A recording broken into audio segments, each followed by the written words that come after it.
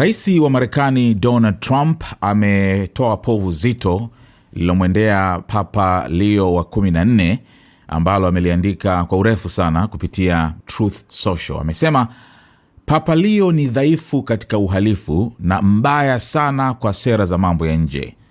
Anazungumzia hofu ya utawala wa Trump, lakini hataki kutaja hofu ambayo kanisa Katoliki na mashirika yote ya Kikristo yalikuwa nayo wakati wa COVID, walipokuwa wanakamata mapadri, wachungaji na kila mtu mwingine kwa kufanya ibada za kanisani, hata walipokuwa wanaenda nje na kuwa umbali wa futi 10 hadi hata 20 kati yao.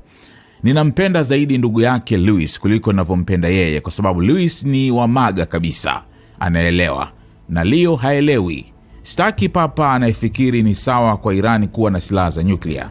Staki papa anayefikiri ni jambo baya kwamba Marekani iliishambulia Venezuela, nchi ambayo ilikuwa inatuma kiasi kikubwa cha dawa za kulevya kwenda Marekani, na mbaya zaidi ilikuwa inaachia wafungwa wake, wakiwemo wauaji, wauzaji dawa za kulevya na wauaji wengine kuingia katika nchi yetu. Na staki papa anayemkosoa rais wa Marekani kwa sababu nafanya hasa kile nilichochaguliwa kwa ushindi mkubwa, kuweka viwango vya chini kabisa vya uhalifu na kuunda soko kubwa zaidi la hisa katika historia. Leo anapaswa kushukuru kwa sababu kama kila mtu anavyojua, alikuwa surprise kubwa. Hakuwa kwenye orodha yoyote ya kuwa papa, na aliwekwa hapo tu na kanisa kwa sababu alikuwa Marekani, na walidhani hiyo ingekuwa njia bora ya kushughulika na Rais Donald J. Trump.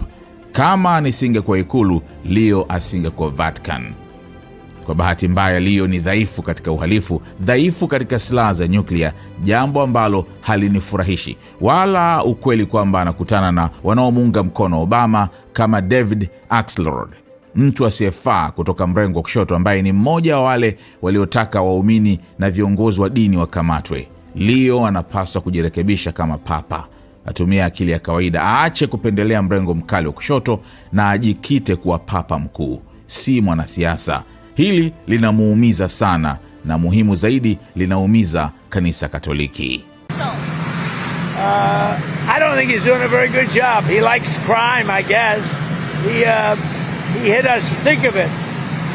He's worried about fear. What about the fear when the ministers and the priests and all of those great people that were arrested during COVID, and in many cases they're outside 10 feet apart, and they were arrested. So we don't like it. We don't like a pope that's going to say that it's okay to have a nuclear weapon.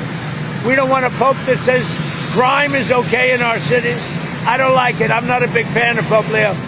He's a very liberal person, and he's a man that doesn't believe in stopping crime. He's a man that doesn't think that we should be toying with a country that wants a nuclear weapons so they can blow up the world. I'm not a fan of Pope Leo.